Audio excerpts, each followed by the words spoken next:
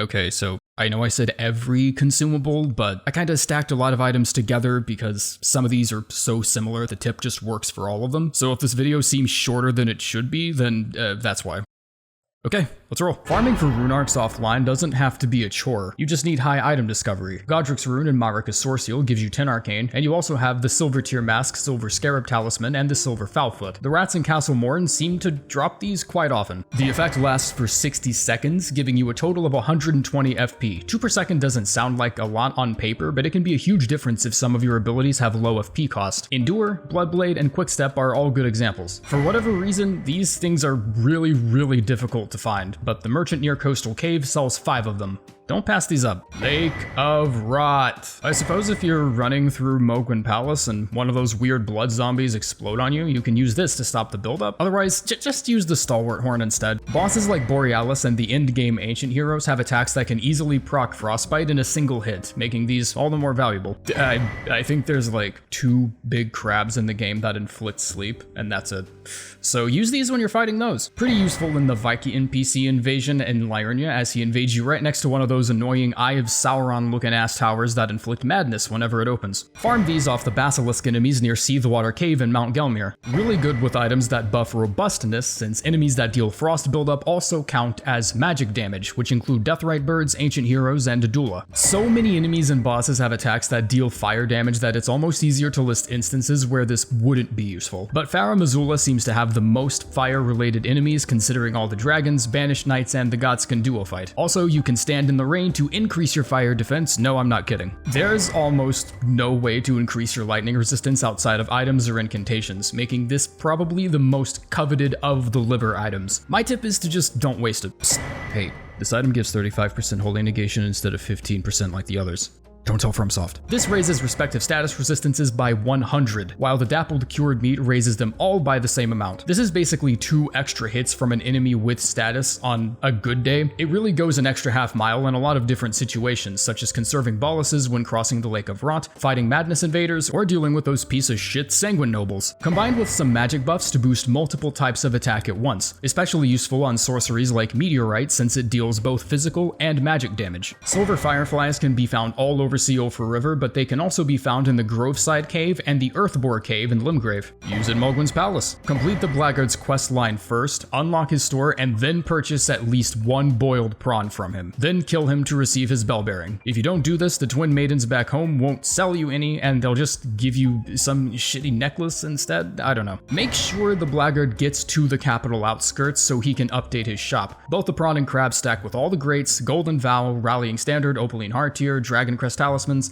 The list continues. Great way to immediately proc the effects of Kindred of Rod Exaltation. A lot of recurring bosses have pretty weak resistance to fire, such as the Erdtree avatars, Tree Spirits, and Ancient Heroes. Useful for the hero archetype since it starts out with the highest strength. Not just good for pot comboing, but also really great for fire incantation builds, magma sorceries, and even fire affinity weapons. One of the only pots that actually don't consume FP on use, making it ideal for melee-focused builds in the mid-game. However, once the materials become more readily available, you'll want to switch over to the Giantsflame pots because those old fangs won't last forever. Don't let the difference in scaling fool you. You will notice a much bigger difference investing in faith with these than you will investing in strength with the Redmane pots. You can very easily farm glintstone fireflies around blue crystalline structures, such as the ones surrounding Lena's Rise. They're also affected by certain buffs that increase magic damage, so you can use Terra Magica or the Magic Shrouding tier to really squeeze as much damage as you can out of these. These can be difficult to craft due to the rarity of the old fang item, but you can find 5 each in Kauria Manor and the Jail Cave. You can purchase 3 from Pydia, and you can also find Lion Guardians in Fort Gale, Redmane Castle, and in Southern Lanedell, accompanied by a perfumer. More powerful when used in the rain or in bodies of water. Also, good against virgins. Same is true for this one. If it has anything to do with lightning, it'll do better in water. Gravelstones can be found extremely early on in Sealfur River, and they can also be farmed from Farum Azula dragons that respawn. They can also make really short work of Crucible Knights and Knights Cavalries. These things can straight up delete Deathbird creepers, skeletons, and pretty much any undead enemy, but they're also a fairly good choice against the Ancestor Spirit bosses. The Guardian enemies with the Sword Spears have a 4% chance to drop the Golden Centipede item that's necessary for these pots, but if you're having too much trouble farming those, then yeah, just use the standard Holy Water pots. Like, there's honestly no difference. Instead of using these on bosses, use these to apply poison to large groups of roaming enemies you might be too low level to fight head on. It does around 630-ish damage per pot, so if you have the patience, if you want to go warm up some lunch or something, then yeah, these can actually do a lot of damage. Fetid pots apply a deadlier poison than the regular poison pot, even though the regular poison status ends up dealing more damage over time. The Fetid pot applies its damage much quicker, which pairs really nicely with the Exaltation Talisman and the Mushroom Crown when facing larger enemies and bosses. One of the few pots that aren't boosted by the Companion Jar or the Jar Helmet, but if you're inflicting status, you probably aren't worried about that. So the cookbook for this is in the Lake of Rot, so it's pretty out of the way, but they can still work well on endgame bosses with low rot resistance like Loretta, Great Worm Theodorix, and Malekith. Basically, swarm of flies at home. If you can extend Virus questline to the point where you can access Mogwin Palace, you can craft plenty of these extremely early on, and these things are a force of nature during early and mid game. The ability to inflict sleep increases with your arcane stat, but it's better when paired with other status builds like Bleed or Frostbite. Even sleep resistant enemies are still going to stagger when the effect procs, making it much easier to get in a few hits and proc an additional effect. Use a skill like Gravitas or Alabaster Pull to pull in smaller enemies and then free aim a Volcano Pot at your feet to get them all burning. I always like the Rancor sorceries for their ability to stagger even larger enemies out of an attack, and the Rancor pots do the exact same thing just with more damage. Torture your enemies by first casting Ancient Death Rancor and then throwing a Rancor pot, and they all should hit at around the same time. Rhymed Crystal Buds can be difficult to find until endgame, but these little shits are everywhere in Caria Manor. Dealing 380 frost buildup is pretty much an insta-proc for just about anything, meaning it can cancel otherwise uninterruptible attacks like Melania's Waterfowl. I actually ignored these for a long time because I thought it was just an upgrade to the Swarm Pot. Turns out these pots make your Spirit Ashes more aggressive and deal around 10% more damage, give or take. You may not see a difference on ashes that are already aggressive outright, like the demi-humans, but it seems to really shine when summoning more powerful single spirits like Rollo or Finlay. In most cases, I'd say you have better options, but this pot can also work on the Omen enemies beneath Lanedell, and is great for aggroing them one at a time in the subterranean shunning grounds. Use these against rune bears, especially that one bitch in the Dragon Barrow Cave that always seems to spot you no matter how stealthy you are. Like, I swear to God, I think this bear is from the Metal Gear series. Doesn't work on depraved perfumers.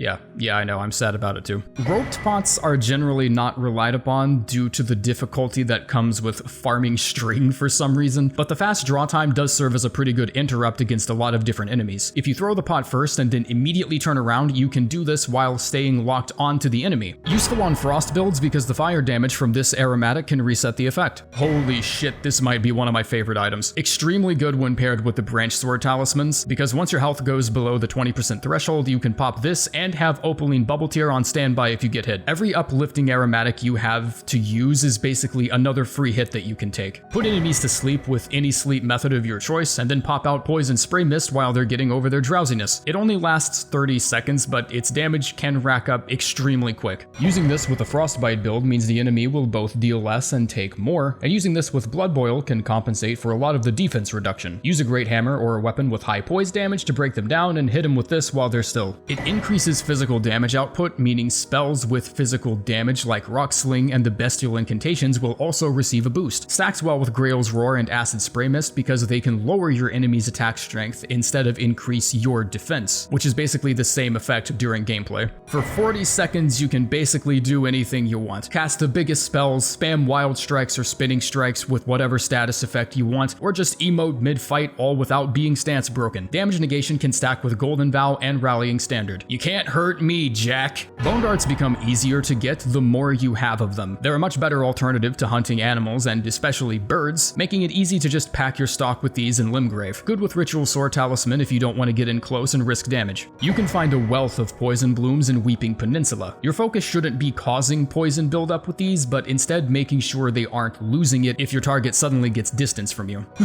Yeah, watchdog duos, watch them attack each other, big brain. But seriously, in the Impaler's Catacombs, these are twice as valuable because since there's no second watchdog for it to attack, it'll just start attacking the other imps for you instead. Buy a shitload of these from Kale and Limgrave. Daggers are incredibly versatile in just about any Souls game, and Elden Ring is no different. You can draw attention, get in damage when you otherwise shouldn't, take advantage of long windup times, knock enemies out of or sometimes into aggro depending on what you're trying to do. It's just a good resource to have lying around. Great damage, but also really great on bleed builds because you can throw these at bosses from afar if they disengage to make sure they aren't losing too much buildup over time. You can throw these while running. Also, you can buy an infinite amount from patches. Good for drawing aggro. Slower to wind up than darts, but against larger enemies that can't react to it, it can cause a pretty decent amount of buildup. Throw 2 of these at a time and you should proc with no problem. Great against clumps of smaller enemies if you're too low level to fight them directly. Just make sure you're standing a good distance away from them because if you're too close, the projectiles can bunch up and still just end up hitting one enemy. Doesn't do nearly the damage of a Volcano Pot, but it can stagger lots of different enemies out of their attacks without investing rare materials into a pot.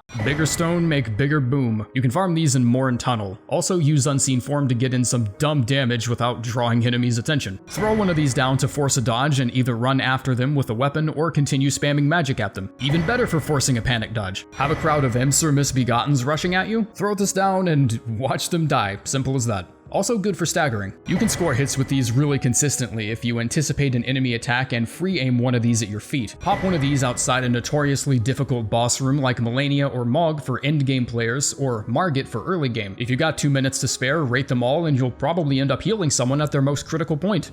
It's not bound to happen, but it's fun to think about. These heal you for 25 HP per second, which is it's just fuck nuts. Like, it's huge. If you're worried about bosses stepping into the radius and stealing your heals, run some crowd control like Wrath of Gold or force them into a dodging fit with projectile spam. Use this to heal the Nomad summon or to give yourself madness and get the benefits from Black Dumpling if you don't have the Howl of Shabriri. You can use poise boosting items to make sure you aren't whacked out of the animation. Great for managing large crowds as you can sneak up on the biggest dude there and give him some of this and hilarity will most likely ensue. Slow as ass projectile means it's great for throwing enemies into dodging fits. It also has homing, so it can be used as an enemy tracker without a huge FP investment. The projectiles from the Omen Bairn deal holy damage, while the projectiles from the Wraith Bell deal magic damage. The initial explosion also deals damage of its own, and when they all hit the same target, it can sometimes immediately stance break smaller enemies. Damage increases by 5% for each piece of the Omen set you're wearing. Give this to a Mimic tier while wearing the Omen set, and then once it's spawned in, swap it out with a better looking set, and the Mimic will receive the 20% bonus whatever it uses the Bairn, since it's still wearing the set. I think way too many people saw the HP penalty here and immediately just didn't feel like giving this a chance. 35% physical damage negation and 50% poise it's downright nuts. You can cast larger spells with less of a drawback, perform certain weapon skills without getting knocked out of them, charged attacks are more likely to connect, just the list goes on honestly. Good against hands, good against serpents, good in the rain, good against undead. Also, all of these greases can be applied to the tree spear for some reason, so if you just really hate the shit out of death birds, then here you go. This actually outperforms the poison armament incantation, as the grease does 63 points of buildup compared to the incantation's 45. If you want to use this on a slower weapon like a polearm or a great axe, you can use skills like wild strikes and spinning strikes for more hits and therefore a quicker buildup. Blood grease is significantly weaker than other options in that it only does 30 bleed buildup, and that black wet blade is more out of the way than I'd like it to be, so it's best to apply this to weapons that already have innate bleed buildup like katanas and claws. Also stronger than frozen armament. The incantation does 48 frost buildup, but still not as powerful compared to the grease's 63 buildup. The Ripple Crescent Halberd has built-in arcane scaling, making it extremely effective when applied with soporific grease. At 60 arcane, this grease can cause over 100 sleep buildup per attack. Most dragons have hard to reach head hitboxes, so dragon wound grease can make it a bit more comfortable slashing at their wings and legs. Also effective with thrusting weapons like spears, thrusting swords, and unique thrusting polearms like the Banished Knight's Halberd. Shield grease is generally much more flexible than weapon grease, as most unique shields like the Archery Great Shield, Crucible Horn Shield, and even the One-Eyed Shield can all be buffed with this. Drawstring greases only last 10 seconds, but actually deal more damage than their normal counterparts. Extremely useful if you don't have any good critical modifiers and would like to take advantage of enemies with longer stance break animations like trolls and golems. For status greases like Rot and Bleed, even regular enemies still give you more than enough time to pop one of these and quickly proc an effect while their stance broken. These are actually an okay item because some low sweeping attacks may hit Torrent and not you, especially if you jump, and this beats wasting a flask even though your health is completely fine. Can also be used for decoration in PvP arenas. You can place up to 32 at once before they start disappearing. It's a stone that glows. If you're tired of using a torch and would rather use a shield, or you like power stancing in caves, don't let the description fool you. It's